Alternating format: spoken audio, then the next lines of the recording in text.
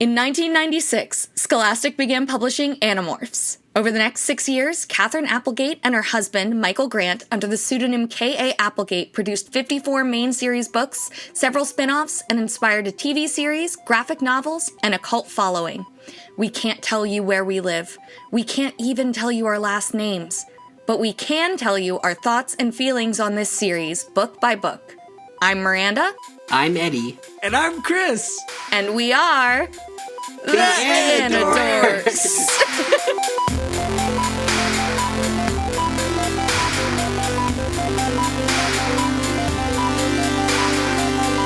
These may be kids' books, but we discuss dark themes and mature content. There may also be some explicit language. Listener discretion is advised.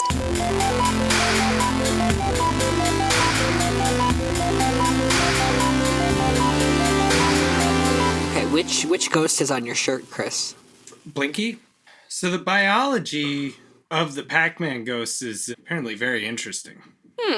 Yeah. In the Pac-Man and the Ghostly Adventures animated series and games, the ghosts are portrayed as spectral ectoplasmic entities with the common ghostly traits of being semi-intangible, being able to levitate, and can leave trails of ectoplasm on living beings. Pretty gross. They also do not appear to have a very good diet, with much of their food appearing to be made up of inedible and gross muck like garbage, worms, body parts, and other unidentifiable substances. Wow. Body parts is concerning. That is. And slimy glue. However, due to being spiritual entities without organs, these substances do no permanent harm to them. Well, that's good. Yeah. Blinky has even admitted to passing gas on one occasion, which, sad to say, dramatically improved the smell of their food. With proper seasoning, their food can be made edible to pack people. Pack people. Oh, that's why you're eating their poop in the game? No, you're not eating their poop in the game. I don't think the dots are their poop. I don't know what the dots are, but I don't think it's their poop. Okay. Well, I haven't played Pac-Man in a long time. It's been a while, and apparently this was all revealed in the animated series, so... Which I didn't know existed. Their most notable food is power pellets. Oh, okay. Yeah. Or power berries, which they harvest from the... Judging from the fact sewers and sewage exist, pack people need to expel waste as well. Oh my god, this website I'm on is fucking unhinged. Is it like a fandom wiki? Yeah. Yeah, no, they always are. They need to expel gases via belching and flatulence has also been demonstrated. I think we need to get new reviews, because we have not had a new review since September. Wow. I'm going to confirm this, unless we got a new one in the last day or so. I don't think we have new reviews to read. Yep, September 12th, 2023, Pagerda. Then before that, July 2023, Steve from Albuquerque. So we were on a roll, June 22nd. All right. Hey, whoa. It's just us, the Anna Cool Kids. Whoa.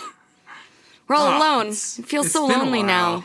Yeah, there's no David Mattingly here to talk to us. He just really made everything run so smoothly. I think it's true. I think we should interview him every episode. Yeah. I feel like we fought less when he was around. I feel like, just those were happier times. But I'm sure he's very busy. I think he'd come back. I think he'd stick around. He enjoyed himself, I think. Yeah. New permanent member. And David, did you read up to this point in the book? I did not. No, I'm not reading.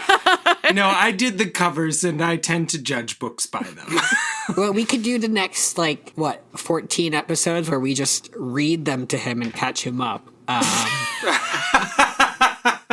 And he could do his notes in real time, so... It'd be great. Live reaction. Do we know when this is coming out? This is... We are going to take a little 2-week break. Yeah, but nobody's gonna hear that.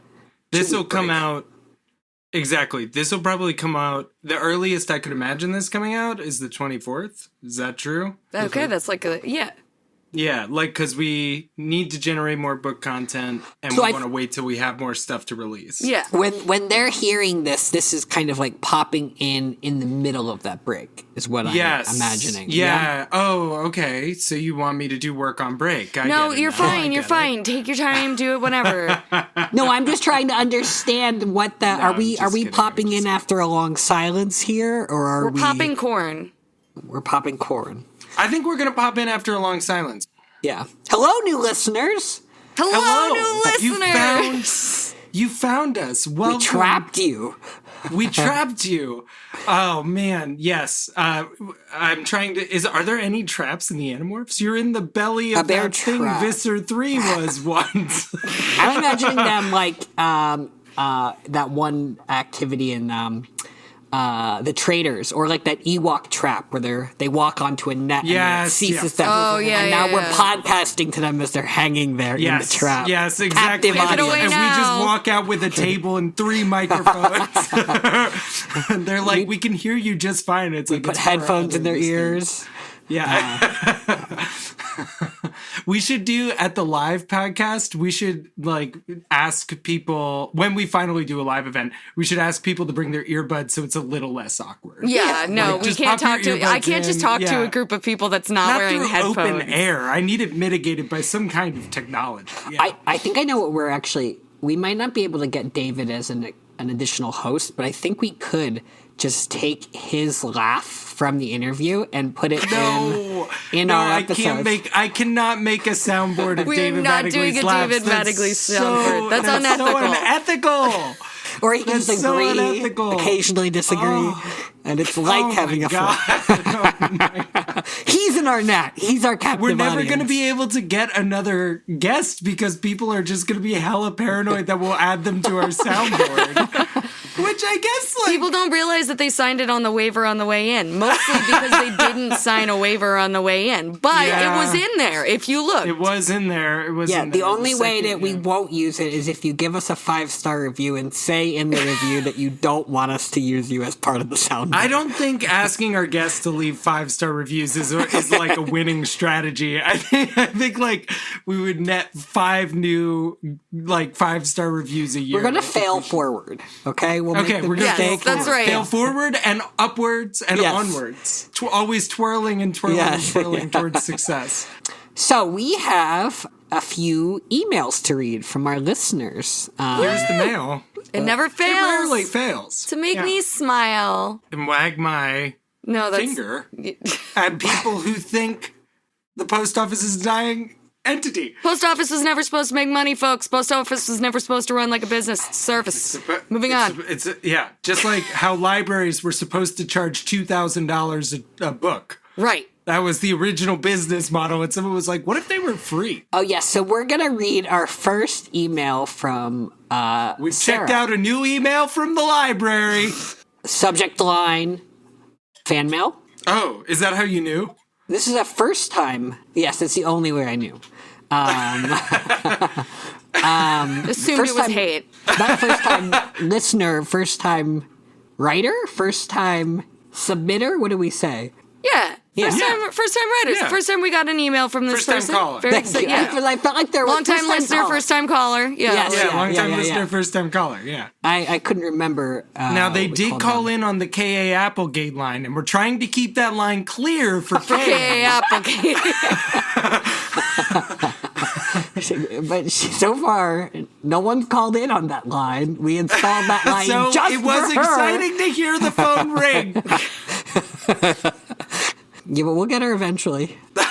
Do we want to read this whole thing? Is that what you're thinking? Yeah. All right, so we kind of want to... And it's one of two.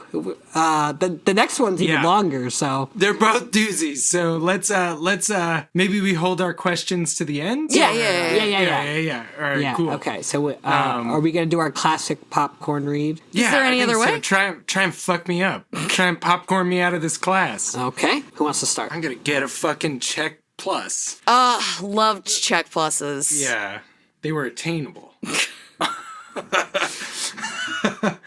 Check, minus. Yeah, I was about to say, it was like back when there was only 3 grades and check minus, which I think meant see me. Like, Yeah, we gotta talk about this. Why did you write fuck across your coloring book page? I was just putting together letters I knew. Yeah. We just did a whole fucking we just did a whole fucking unit on F. Yeah. Wait, what I'm grade? just effing around here. When do you switch from check marks to letter grades? Is that middle school? It was third grade for me. Wow. Yeah, that's what I remember. So it was at just first Susquehanna. and second was like in checks. Miss Van Natta's class, we had check plus. Oh. And then in fourth grade, I don't remember what we had. We No, just had a better teacher. by third grade I had letters. Shout out to Miss Setong. Best fucking. I best never fucking got teacher. there. Mm-hmm. Although Miss Turbulent Setong year. famously wouldn't let us read the Animorphs. Really? I'm totally lying. I kind of just. I just kind of wanted to start beef. I miss her. Hope she's doing well. Hope she's alive. Hope she's doing well. Yeah. Okay, I'm gonna start us off here. Hi, everyone. Who? Me? First of all, I wanted to say that your show has been a nice touchstone for me during an ongoing bout of depression, so no pressure there. Love it. I'm up to your coverage of book 12, The Divisive One. I'm nervous and excited for you to get up to the ghost-written books, which vary in quality pretty dramatically, but I can promise you the series ends strong. I'm only 25, but I had Animorphs books in my house that belonged to my older brothers. I began the series when I was 9 and loved it more than Popcorn Miranda. Oh my God, the guy. I was like, does Eddie remember? More than either of my siblings ever did. I obsessed over each detail, filled my school notebooks with fan art, and mostly with Rachel's sisters, who you love so much acting as my OCs, and was eventually inspired to volunteer at wildlife rehabilitation centers, which, now that I'm stationed in New York, is currently mostly for pigeons. I did once meet a little Popcorn Chris. So my internet cut out just until you said popcorn. So let me check one thing downstairs real quick. Because my internet cut out earlier, and I want to see if it's the same problem. This is a big popcorn cliffhanger. Yeah. Everything's fine, everything's fine, everything's fine. I did once meet a little Popcorn Chris. A girl whose parents ran an animal rehab place, and she apparently helped out and personally handled the animals quite a bit, making me feel like Cassie's experiences are not as far-fetched as I once imagined. It also makes sense to me that her parents are in similar fields. They probably met at grad school or something. It's actually a really good point. Yeah. We need the meet cute. Yeah, the vet community, very small, but why is there no veterinarian rom-com yet? I kind of want to hear Dan and Naomi's meet cute. Like, that's the one I'm really curious about. Like, why did they think it worked? Like, you know what I mean? Really intense sexual tension, I think. It sure sounds like it with the Thai food. I'm also coincidentally getting into Star Trek for the first time and starting from the next generation. I'm approaching it like superhero comics, starting with something well-regarded and a bit modern and then moving back into the campy 60s once I'm already invested in the universe. I'm only on season 2, but far enough in to be deeply appreciative of all the references from 2 out of the 3 of you. Sorry, Ed.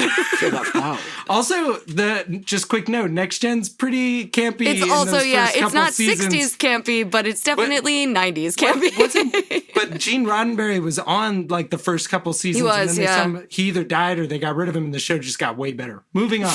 Hot take.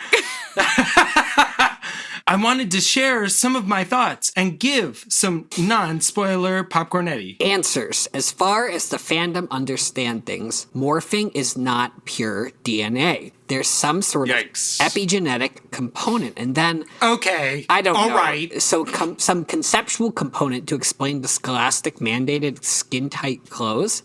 There's a big continuity error coming up in Megamorphs 2 regarding this. When you see it, no, you're not crazy. Applegate has admitted it was a mistake. That's exciting. We need to be warned about things like that, because we would get very upset if we did not know it had been acknowledged. Yeah, you actually just saved this podcast, because I think we would have hit that and been like, we need to start the series over and figure this out. I did say non-spoiler, so I'll be really vague here. Some concepts you brought up, like the idea of Tobias as someone who was easily radicalized, or the fact that while the Animorphs kill all the time, they have so far drawn a diegetically arbitrary line against execution, even in cases where that's the safer choice, which will come back to haunt Popcorn Chris. The characters. Oh. I'm a big fan of Animorphs podcasts and I've listened to way too many, so I'll just say this. If you ever need a guest and want to pick a stranger for some bizarre reason instead of someone you know, I'm available. My qualifications are that I have worked in some capacity with red-tailed hawks, bears. That's more than I've done. I barely read the books.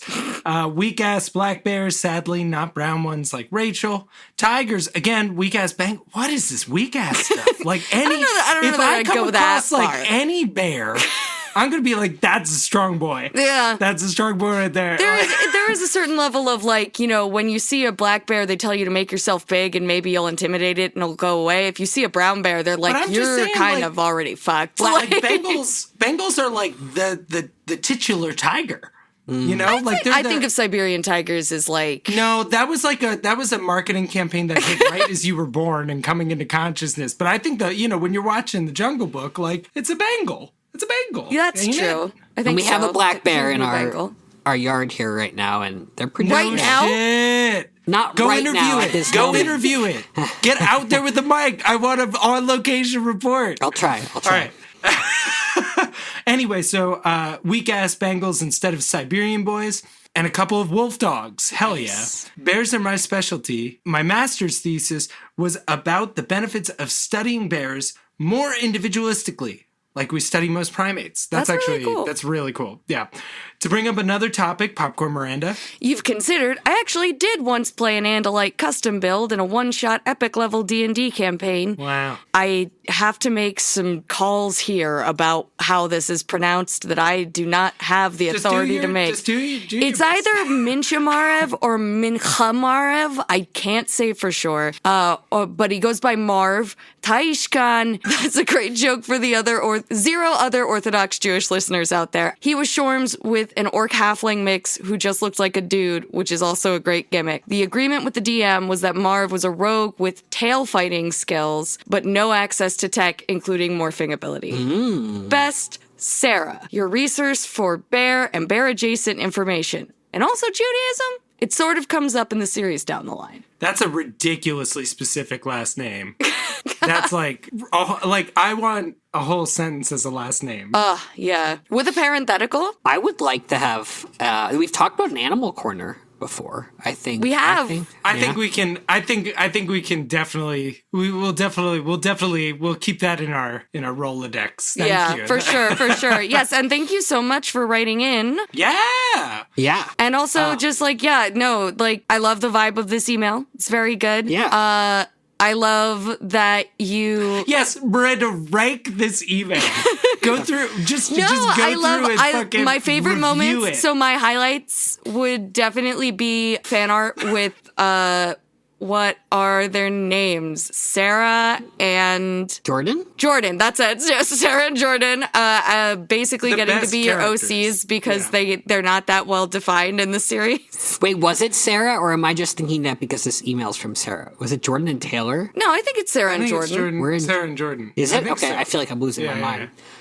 I think we can have the animal corner, but only if, in that case, we don't talk about Star Trek, because otherwise I'll feel very left out of the conversation.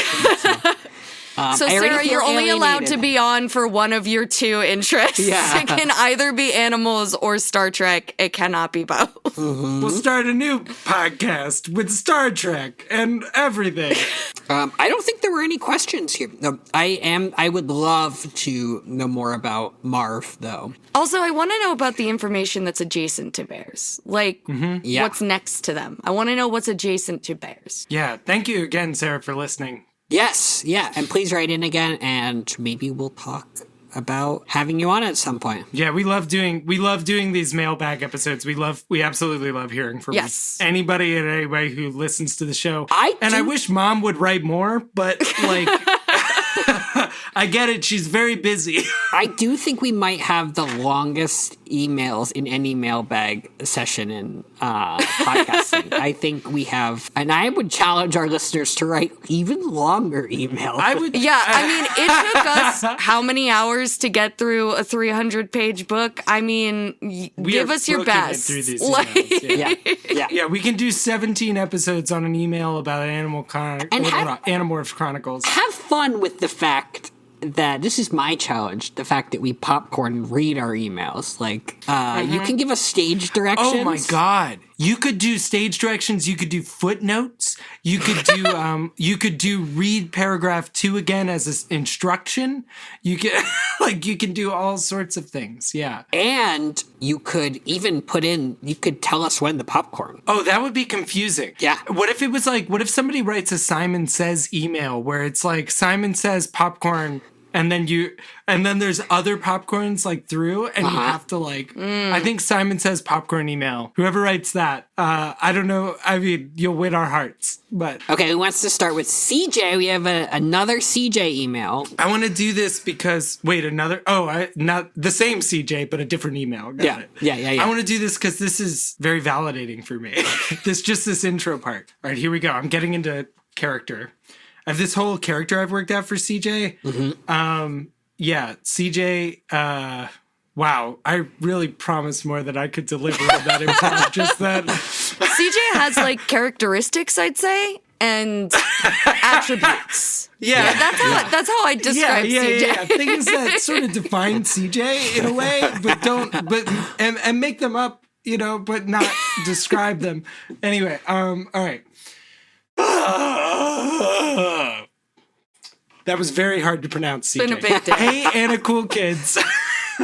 I started writing this email after you began posting the Andalite Chronicles episodes. Not the Animorph Chronicles, like I just said. You did say that, but honestly, I think you could call us reading our emails the Animorph Chronicles. Yes. Yeah. The Anidork Chronicles? Yes. We should call these episodes the Anidork Chronicles. Yeah. Yes, just to be extra confusing. You guys are writing the Anidorks Chronicles out there. Yes, our emails. If you can't tell, this is our podcast equivalent to stretching because we have not recorded. We've only done an interview in the last few weeks, and these always go better than the book. I don't think we've done a book opinion. episode since January. Is that? That's true. Who is she? Who's a and book it's early April right now. I listened back to those episodes or those book 12 episodes. And I'm going, who is she? Who is that girl? So naive. She had a gallbladder and everything. Hey, Anna Cool Kids. I started writing this email after you began posting the Andalite Chronicle episodes. When it became clear how many episodes there would be, I thought it was better to wait until they were all released to send this. Mind you, many life events and big world changes have occurred since we actually started these books. Anyway, all right. Firstly, some odds and ends. This book was originally published as 3 separate parts. Chris was right. Yeah. Hence, the recapping when you started parts 2 and 3. As far as I know, only the first of the Megamorphs books was also released this way. The rest were each published as one full story. Andalite Chronicles was actually released at the same time as book 13, which is why it's generally recommended to read the two close together. I'm sure it will be strange for you all to return to the mainline series after being immersed in the Andalite Chronicles for all these episodes, though I'm very excited for you to read book 13. After everything in this book, there are certain things that just take on new and different context when you return to the main series, and that's true for all the Chronicles books. Even just going back to the first 12 books, thinking about how characters discuss Elfangor after having gotten to actually know him is a rather different experience. For sure. Popcorn. I remember this is how it would work if CJ had put popcorn in there. It would be like, it didn't say Simon Says. And I say, I remember in an earlier Popcorn Eddie email, I asked you what you all thought about It was an awfully long pause, Eddie. about Elfangor being viewed as a perfect prince. Why does that feel so adorable? It's because of Visser's dainty paw. Yeah. That's why. It's because viewed he's as a dainty perfect paw. prince. Visser 3, yeah, we're all just out there looking for a perfect prince. Yeah, you know? amen. At the time, wow, that really distracted me. At the time, It made you feel. yeah. At the time, one of you, can't remember who, said they didn't think we would be getting a book from Elfangor's POV. It was me. made me laugh. Yeah, Since I knew this book was up 100% wrong. ahead. Yeah, that was me laughing at you, Chris. Yeah. Anyway, I think it's very interesting that a lot of the Andalite Chronicles story is about showing just how flawed Elfangor was and how many mistakes he made. Andalite society, Axe, and the other kids, hell, Popcorn Miranda, CJ, you said a curse. Even the Yeerks, in a way, all have Elfangor on a pedestal. But the truth is that he was just a scared kid, or that he was a scared kid just like the Animorphs, even if he was a bit older. He has failed as much, if not more, than he has succeeded, something the kids have been struggling with in their own guerrilla warfare. Emphasis my own. It also brings to mind stuff like Axe being pressured to take the blame for giving the other Animorphs the morphing power for the sake of protecting Elfangor's legacy as a perfect hero, a thing he never was. I don't say that as an insult to Elfangor either. He was a child soldier raised in a militaristic society, actively feeding him propaganda. And once he actually sees what war is like, he tries so hard to make good choices and retain his sense of morality that becomes more and more difficult. Anyway, I know you guys have your, popcorn Chris. Awfully long pause. I knew Chris wasn't looking at the screen when I did that. Yeah, they were flailing all over. I'd have called it dancing, but, you know. Oh, was it dancing? I would not have called that dancing. On Taxons being cute and not scary. You missed opinions. You just, I trail off on, Opinions. On Taxons being cute and not scary. But them being so inherently gross and horrifying was always what made the second act of this book so interesting to me.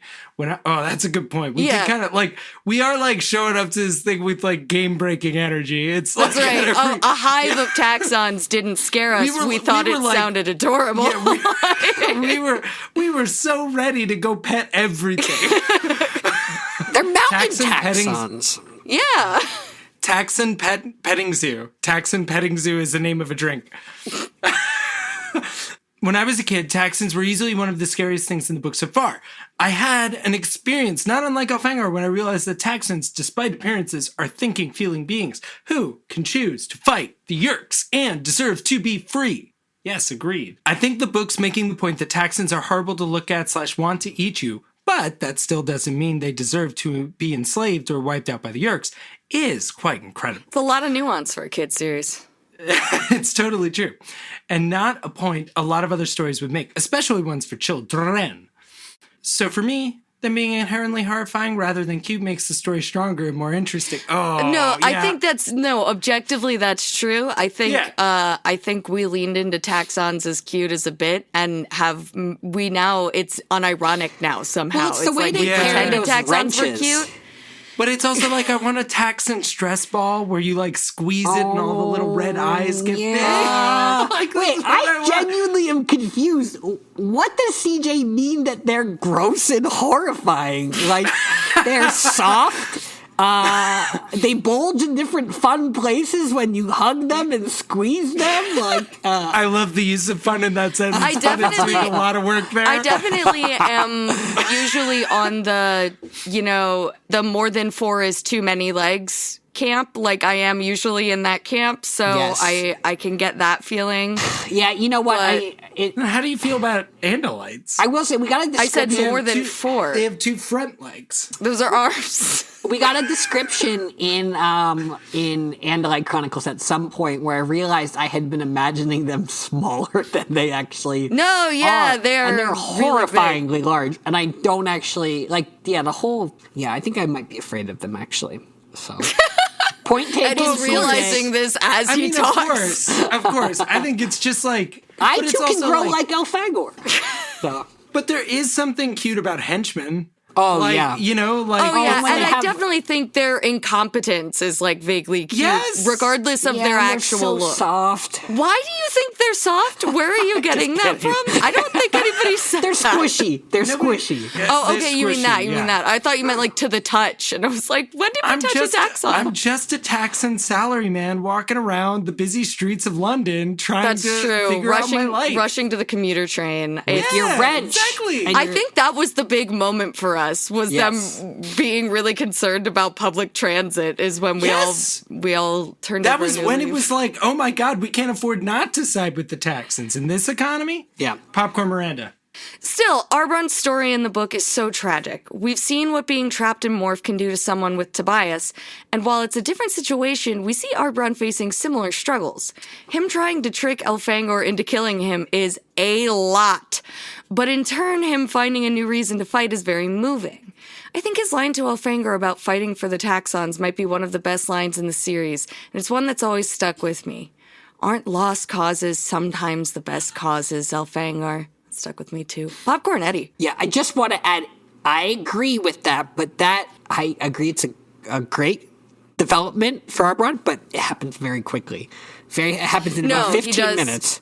Also, totally a red flag. Totally a red flag. Like, just... I relate. You're just talking about the one that Enjolras waves in Les Mis. Enjolras? He doesn't wave that flag. He was walking red flag. He was like, hey, babe, meet me at the revolution. I'm going to build a barricade. You'll see. Quick side note. I read something on Tumblr once that someone saw Les Mis, the movie, and was like super into it, read the book, or maybe they read the book first, doesn't matter. They had been writing fan fiction between Enjolras and what they believed was another named character in the book, but actually was just a word they had chosen not to translate from French in the book and just meant like my country. And so it's like... That's too fitting.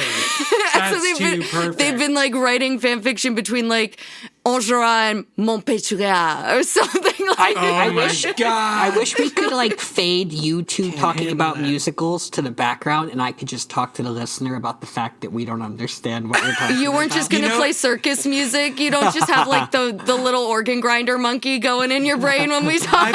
I've been watching a lot of YouTube and that's totally what would happen. Like it'd be the zoom cut of Miranda and I talking and then would just zoom in on your face and put the organ grinder monkey on. And then it would just cut to us being like, well, thank you for sending that email. It'd be like the Curb Your Enthusiasm music. Anyway, CJ, what were you saying? Though Alarin's statement about Arbron when they leave has long stuck with me as well. Nobody popcorned you. I did popcorn, Eddie. Respect shown in calling him a warrior while also declaring him a casualty of war in the same sentence. Yeah. Alarin himself is a whole subject on his own, though. As an adult, he has become a character I find more and more interesting, though I'll wait to discuss him more at another time. What does that mean? Oh, a minor thing I wanted to bring up. You made fun of Alarin naming his ship after his wife, and I get why. At the same time, I do think it actually makes sense for Andalites to have a different view of it in their culture. Space travel is a big thing for them. Something they take a lot of pride in being able to do. They take a lot of pride in a few things. That's true. That's me. So I think it would make sense that naming a ship after someone is considered a way of showing respect or honor, but I still love the Alarin's wife jokes. They got me every time. Well, I'm glad. Well, thank you. I think especially with the way that that Elfangor teaches us the different, like the ships are built and stuff, and that everybody sort of does play a role all throughout the society. Like, I definitely think that idea of like naming it. I mean, she might have worked on it for all we know. Like, oh yeah, she could have been an engineer. Absolutely. Because she could have named it Alarin's wife. That would be a wild name. You know, I read this book for the first time when I was around 9 or so, and I remember thinking Elfangor and Lauren were really popcorn, Miranda. Cute. And I definitely drew fan art. Oh, love that. I still think they're cute, though I also think there were some ways Lauren's character could have been improved, especially since she wasn't around much for large chunks in the middle. That being said, I think she still had a lot of strong moments that helped make her stand out. I agree with that. Yeah. Whether it's throwing rocks at Visser 3 or kicking Chapman in the balls, as well as serious moments like when she talked about how her dad changed after his experience in the war. And I'm surprised you didn't notice how often... Do you remember what fucking Chapman said after that? I do. Yeah. Oh my God. I'm sorry. Like, I'm still triggered thinking about that exact scene. Go on, Miranda. And I'm surprised you didn't notice how often Elfangor commented on her strong arms, which I always found very endearing. I too like women with strong arms, Elfangor. Bro, same. Oh, yeah. I think the reason I didn't comment on it, if I had to think of it, I didn't view that as him commenting on Lauren specifically as having strong arms, just in comparison to the fact that we know that Andalite arms are very weak. They have T-Rex So like when she was able to like pull herself up a tree and stuff, and he's like, humans have strong arms. And I'm like, simmer down, buddy. Like, I actually think we did comment on that. It was a thirsty book, let's be real. Yeah, we did comment on that interpretation, Miranda. I think you actually did. I feel like it came up at some point. Yeah, but no, we did not consider it part of the thirst. I think because I viewed it as a part of what made her an alien and not part of the thirst. Although that might be part of the thirst. Myself in that, I like that idea though because it does seem consistent with the fact that she plays softball. I think that's true. That's very true. Yeah, she might be beefy. Yeah. When I reread this book, I'm sorry, dude. She might be beefy. I have to edit this later. What? That's gonna be she might be beefy. It's just really funny. Oh, what? Episode title. She might be beefy. She might be beefy. She might be beefy Chronicles. That's fucking powerful. Yeah. That's power right there. When I reread this book, it's hard not to be thrown by some of the sci-fi elements or to question how things work. Popcorn Chris. But as a kid, it was quite different. All I remember from reading this as a kid is thinking how cool all the sci-fi stuff was. Well, all that stuff was legitimately cool. Yeah. And I'm sorry I have no soul anymore and no joy in my life. From actually traveling in zero space and learning about the concept of flatties, I agree 100%. That would have been like my formative memory of Flatland. To asteroids that can eat ships, which, by the way, better than most Star Trek plots. You're supposed to be the pro Star Trek voice, Chris. You can't do that. Hey, Star Wars at the bottom, Star Trek up here. That scene with the asteroids eating ships and metamorphs way at the top. That's just 100% true. It was really wild. Also, this is a parenthetical. Eat chips, parenthetical. Also, I was absolutely haunted by the imagery. Oh, that one Andalite that gets blown out of his fighter and dies in the vacuum of space. Yeah.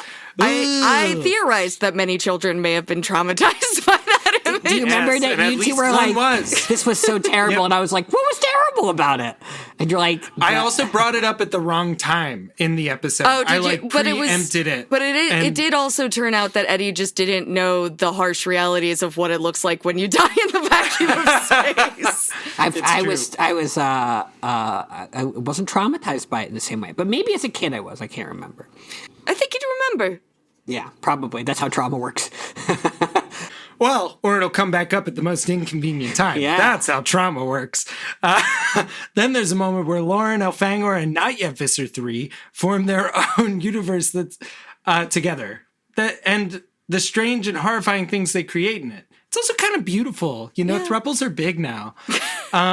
All of it was just so cool and exciting to me as a kid, and I was still absolutely drawn into the sad and dramatic moments as well. Yeah, absolutely. Yeah. Take that entire... We did get a little bit, I think the fact that we went on for so long and that the three of us reread this book so many times probably affected how we experienced with that. That is something we are taking into consideration when we go to our next Chronicles book. I will definitely come out and say that if there was like more negative sentiment than usual in these books, it came from burnout. Yeah. And that's our fault for not balancing our schedules correctly. Because I think in the beginning, realistic. In the beginning, we were very excited about the sci-fi elements, and then as it went on, we were like, "All right, page 48." Like, how is it still page 48? How is it not?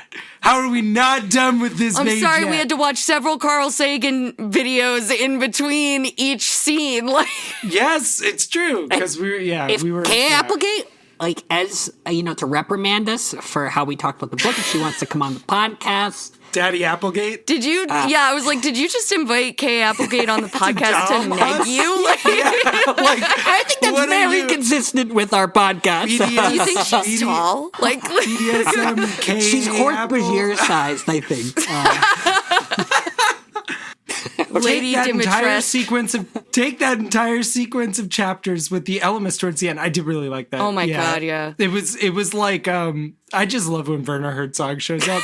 I remember being both really into how the intersecting moments in time are described and thinking it was the coolest thing ever, and truly feeling so much for Elfangor. He wasn't really given much of a choice but to leave his life that he had built behind for the sake of a future in which he will never know his son, never get to be with the person he loves, will have to forever play the part of a perfect prince he knows he isn't, and dies a horrible death. Yeah, it's a pretty rough series of events for Elfie here. Yeah, but calling him Elfie softens the blow. Yeah. And a perfect prince. He is. Perfect He's Prince. our perfect Brilliant, prince. brilliant hitting of that resonance, CJ. Your writing is aces. Play the part of a perfect prince. Peter Yeah. Piper played a part of a perfect prince. And picked a peck Oh, pickled peppers. of pickled Seashells. Vissers By the seashore. seashore. I remember finishing it for the first time and being so genuinely moved by his last word and dying moment. I grew up non-religious in a pretty religious community, and there were teachers or kids at school that would act like the books I read, mostly fantasy and sci-fi, were immoral. Well, they were. That's a fact. I'm just kidding. One of my teachers actually tried to get me to stop bringing my Animorphs books to read during free time because they were inappropriate. That means your teacher found the cover art confusing. Like when the Hork-Bajir has its arms around the Andalite, your teacher was like, ah! Yeah. Anyway, and not because of its actual content, but because it had aliens in it, and that wasn't godly. Sorry, Aliens aren't godly. You heard it here yeah, first. we grew up in Central PA. Also, there was plenty of Bible. Yeah, no, thumping we heard going that on. it's like one kid's mom would be like, "I'll read Harry Potter to the class," not a pro Harry Potter podcast, and the other kid's mom would be screaming it down for being Satan incarnate. And I did try to bring God to the two of you. That's still my mission. Tried your darndest. It's still my mission. You had me going. And I'm trying to bring God to all of you listeners as well. Go on my mission. Save ourselves yet. Also, Chris, just a reminder that we are popcorning this email. I want the rest of it. Okay. No, I'm just kidding. And not because of its actual content, but because it had aliens and it wasn't godly. I say all of that because I tried to use this book as some kind of proof that these stories I liked had value. That's real. Basically, I felt so emotional about this book and the things it had to say that I presented it/Popcornetti a report I wrote about it to my class, and a lot of it focused on that final page and Elfangor's last word, that despite everything he had lost in experience, he wanted the kids witnessing his death to have hope, and he wanted to put hope out into the world. I remember feeling disappointed that my teacher and a lot of the other kids didn't seem to get it, though I still got a good grade. I also shared the book with my dad and actually read it aloud to him over the course of a long car drive and so camping cute. trip. And while I don't remember what we said, I do remember us having some good conversations about the book afterward. That's amazing. That is incredible. so good. That is that is amazing. That I felt that through my body. Yeah, and I can definitely imagine being affected by that ending. And just the complexity of the book and the nuance overall as a kid. Again, I'm sorry that we were a little bit hard on it. You just said hard on. Take it again. Take it again. We were a little bit you can't hard put on dirty it. stuff. Stop it. Say it again, but less dirty. We ejaculated all over. Oh critical my of God. it. I'm sorry that we weren't in the best of spirits when we were approaching the material, is what Eddie meant. Take it away, Ed. Anyway, while I could probably ramble on and on about the Andalite Chronicles for a while, I had some questions. Some of these you may answer in your final discussion episode. So feel popcorn, Miranda. Free to skip anything you already talked about in full. All right, question 1. Now that you've read one of the Chronicles books, would you say you're even more excited to read the other ones? And which are you most interested in at this point? Do we want to answer? I know my answer. Hork-Bajir Chronicles. I'm pretty interested in the Hork-Bajir Chronicles, but I got my eyes cover. on Visser. Visser, yeah. I mean, it's not a Chronicles book, but I just. I mean, it's been I guess very it's not obvious that Chronicles. you've had your eyes on If it has to be a Visser, Chronicles Chris. book, you should see the picture. It was Visser Chronicles.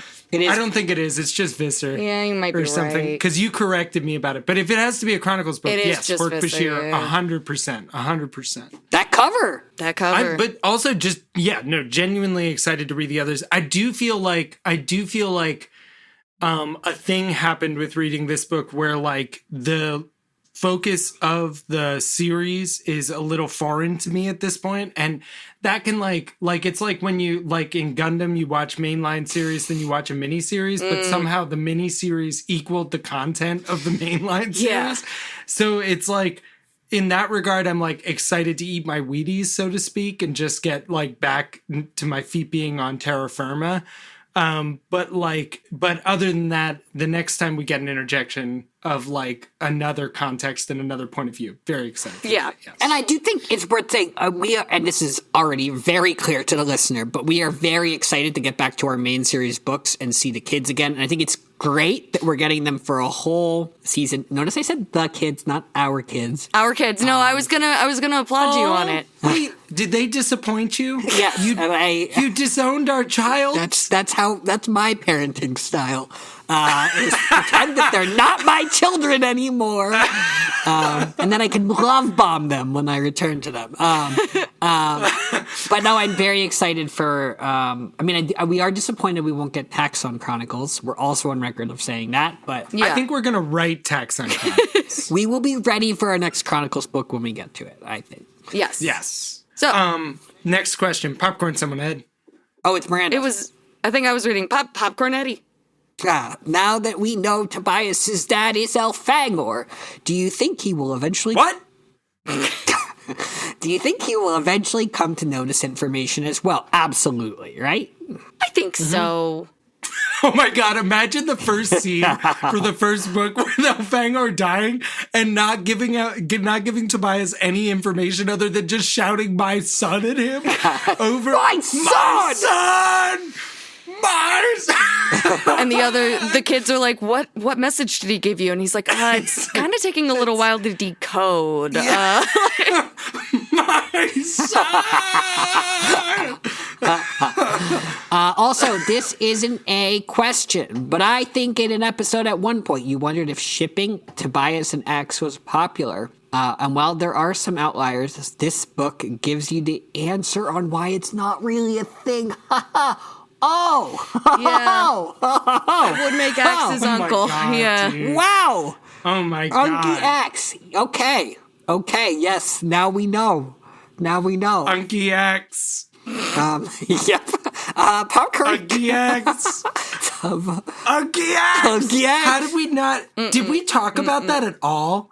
I think I must have talked about it with one of you on a phone call then, because I have a vague memory of realizing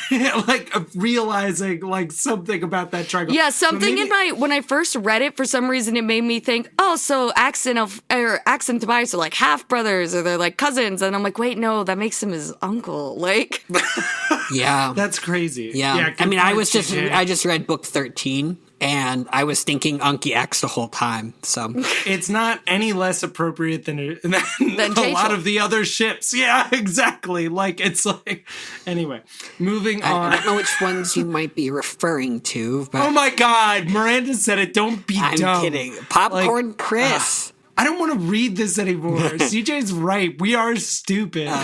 Number 3, you meant we're not the Anna cool kids. We're the Anna dum dums. Number 3. Okay. are you going number 3? This sounds bad. Like, Yes, Mike Loeka.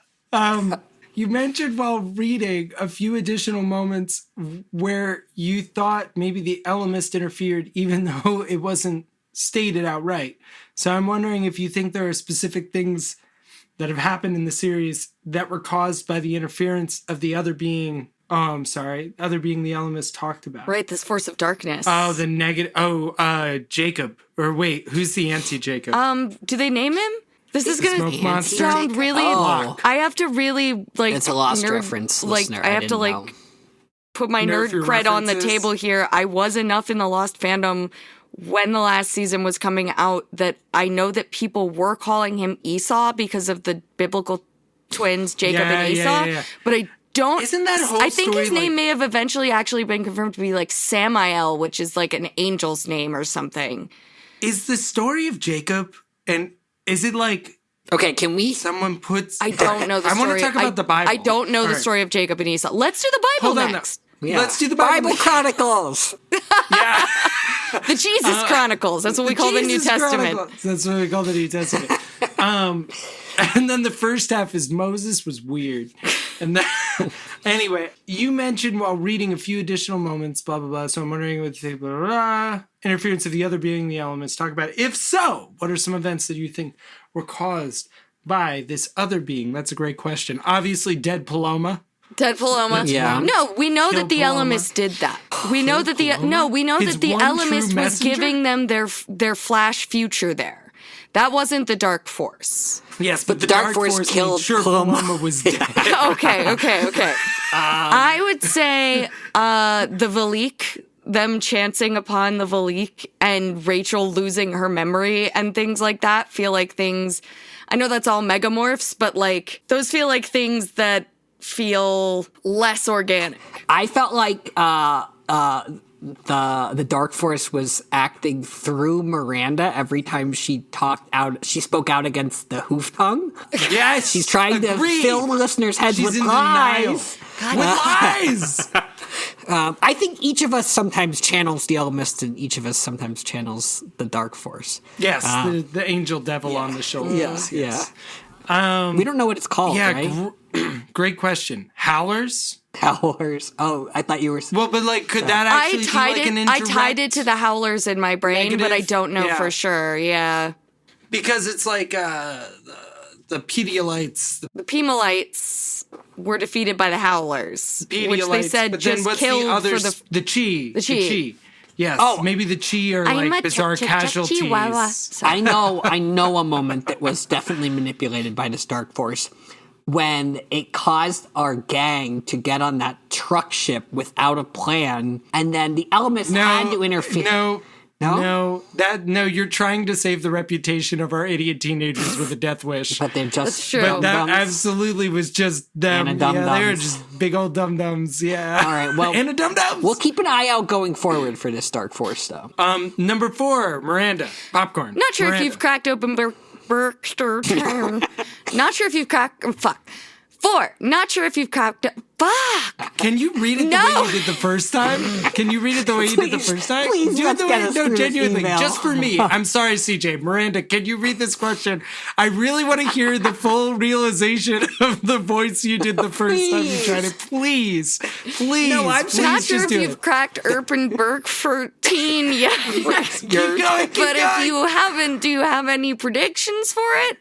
And if you have read it, did you enjoy it / being back to the main series? This is... There were no other funny words. I in don't there. This know is- how it would have gone wrong. This is I'm so sorry. exciting. I'm the only one who hasn't read it, but I do know a spoiler about it, so I feel like I haven't can't finished it yet. talk This is about great. it. We can speak for each experience of the book so far.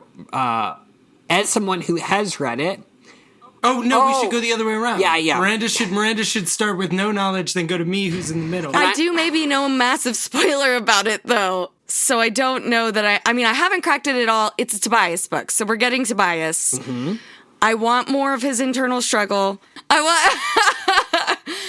want more of his internal struggle. I want to know how he's felt during all of this. And my prediction would be that he's going to get to be at the center of an adventure maybe again. And also that thing that I'm pretty sure happens is going to happen that may or may not involve the Ellimist. I don't know. Chris? I already love it very deeply. I think it's like, without spoiling too much to Miranda, there's like something that happens in the middle that is happens actually almost right from the get, that is so novel. Like, I think by chapter 3, something so exciting is happening plot-wise. There's actually a tremendously good chase scene in it as well. This is nuts, Chris. but- Chris, for the first time on the book that I said I wasn't going to hype up, Chris now is doing any level hyping for this book. Wait, should I continue to be mature and not express my opinion about the book because I don't want to set expectations for it? The thing that happened to you, Ed, is you are the boy who cried wolf. You are the boy who cried, this was a Chew session book. This is a book that'll blow your mind. You're gonna write your mother about this one. And I don't want to hear it. Okay, frankly. all right. I'm allowed to be Listener, excited. I'm just kidding. I will I'm just express kidding. my opinions It's got once we get to tense. it. We need David back. Yeah, David! We'll just put the laugh in right here. No, it's unethical. We talked about how stole your AI voice, is David. appropriate. No. Okay, we have to get through this email. Almost done. I think I will enjoy being back to the main series, and I think we've already said that we're looking forward to getting back to the main series. So yeah, Lockers. We want more lockers. Not enough lockers in the Andalite Chronicles. I want more plot lines where people Guess forget what? their combinations. No lockers in Miranda, book take it 13. away. It's Tobias. no lockers. Ugh. Spoiler alert. 5. ass. A random fun question to end on. If you were playing an Animorphs-themed RPG game, what kind of alien would you want to play as? Assuming you Oh my don't God. go the morph-capable human route. Which is Oh what my we God. did. We did play We a game, should've- and we did go the morph-capable human route. Shout out to Jonas. So, but thank if you. we didn't, Taxons. I think we do taxons. No, I don't want to have to No, deal with come on. you probably get like negative Roll for hunger. You get disadvantage for everything because of the hunger. No, It's dude, like you just eat. It's like playing a vampire. I would play as everybody's got to eat. a power-hungry Ged. oh, okay. Whoa, I don't think Geds get to be. No, but that's why it's an interesting character. I would play Voluntary I would play as a controller. chi because Oh. I want to be a dog. Oh, I also think, want to be a honestly, chi I now. would play. well, the Pimalites are the dog. dogs, not the chi, Oh, I right. guess. But like, I would play as a Yerk. you play as a Yerk. I think it'd be fun. I think it'd be a fun game. That would be fun as hell. You need balance. and Oh, stuff but with one of you all should be a Yerk RPGs. and you infect the others. Infest. No. I think it's a Yerk who's fighting for the good guys, but needs someone to donate their bodies, so they're in like a weird trill. Oh yeah. Jadzia. She was Dax Jadzia. overjoyed to take that. Y'all have you know there was no ethical ambiguity. Do you know what would be yeah. a dark book, or dark campaign would be if we played as the 3 Yerks who infested the Animorphs. That would be so sad, wouldn't it? What are you talking Which about? 3 Yerks? Like, I don't know. this If we didn't just happen. no, I'm saying it's like a 3 dark blind timeline. Yerks. 3 blind Yerks. Where we infested Okay. the Animorphs and then tried to. But only 3 of them, and then we 3 had of to them. sabotage them slowly Yeah. or something. Among Us Animorphs Among Us edition. Animorphs edition, yeah. Oh, that's pretty sus, bro. That would be so sad, though. I'm getting sad just. You're looking thinking like a about it. sussy baka, am I right? I want to play as people who have escaped from the Yerks. Ooh, that's you. Yeah. I guess I need to pick an alien, but I do think that would be really fun to not know about the Animorphs and to actually play a survival campaign where you don't have morphing powers.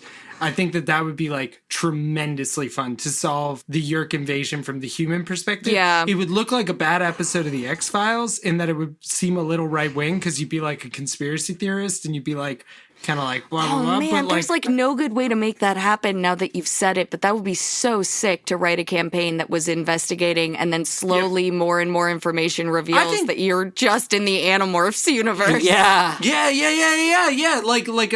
I think it doesn't have to be all like that's always the danger with playing modern era real world games is like stuff can get really weird. But like I think there'd be a way to do it that wasn't just Or as I would like playing as if we played as Animorphs' parents. Like one of us was Marco's dad. One of us was Where Cassie's. is our child? Like, Where are they going? talked- That's how we. You haven't talked about your friend No very often. My boss offered him a job. Didn't we say Marco's dad was the most jerkable dad? Wasn't that an episode title? I think it Most might have been, Jerkable yeah. Dad Award. Yeah. Yeah. He is really a danger. Well, because his mom, the mom, like it's like runs in the family. Okay, let's close out this email. Anyway, this email has gotten long enough. I'm really looking forward to listening as you all continue your journey through the series. Can't wait for the final discussion episode for Andalite Chronicles and for Book 13. Thanks for taking the time to read all of this. Hope you all are having a good day, and I'm sure I'll be sending you another email along soon. CJ. Thank you, CJ. Thank you, CJ, thank you CJ. so much as always. It is always Yeah. a pleasure getting a CJ email. And we were worried you Yes, abandoned us, but then we just remembered that were- we took a long time on the end. Yeah, of we like, were- I had was- faith. I wasn't worried. I had faith. I wasn't worried at all. Yeah. we were so worried, Also, go CJ. live your life. And also, Thank and, you, Sarah. And really, Thank you, CJ. Thank you, Sarah, as well. Thank you, CJ. And really, it's like I'm speaking somewhat for all of us, but people can chime in with their own sentiments. But like, it is just we do this and we record together to spend time with each other, and then we give it out to the world. And it is so exhilarating to have people who give any shits about this. Yeah. Thank you.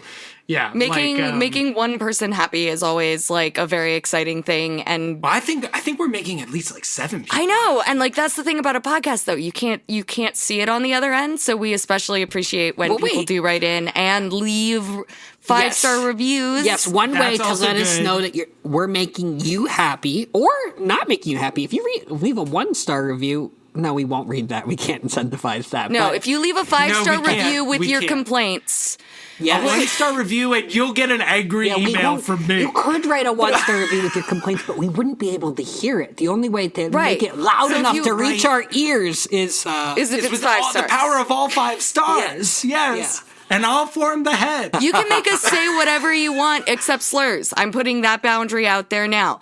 Yeah, there are some words. There's some words even beyond that I feel icky about, like moist. And Yeah, stuff. but I'm you like, can make "Oh!" us say it if you put it in your review. Yeah, I'll say moist. or you could I'll say leave, whatever you want. some fan fiction in as long as it doesn't involve dude, no joke. Unkiacs. Oh, that's why they're shorms, though. That's why they have such a tight bond. Yeah. They're shorms. Oh. Keep sending us emails. And Keep sending us emails. We also do have a Patreon, and every $1 there helps so much, like with just paying for hosting and also like paying our friends who help us do the art for things. Like it really does open up opportunities. Just we're tremendously grateful for the Patreons that we have, and we also put out content there. It's true, there is And- Patreon exclusive content. Also, tell a friend. please tell a friend. Word I think of mouth. I think genuinely tell a friend. Or get like our Animorphs to like us. Yeah. I don't think that's ever gonna happen. just kidding, I I'm think just we kidding. have to start getting people's friends. Yeah. Because Yeah. I've run out of friends. Yeah. I think That is a problem I've been having. we successfully, I think this was a big podcast stretch for us that we just did during our break. And we're Yeah, going to for be so sure. ready. So amped and ready to podcast. Downward dog. This Yeah, was- no. Yeah. That's a resting pose. Yeah, You can believe it. pose. Yeah.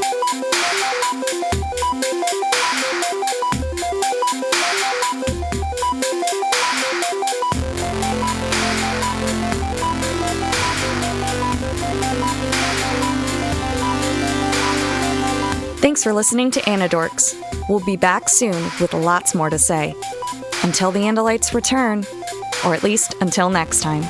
See you soon.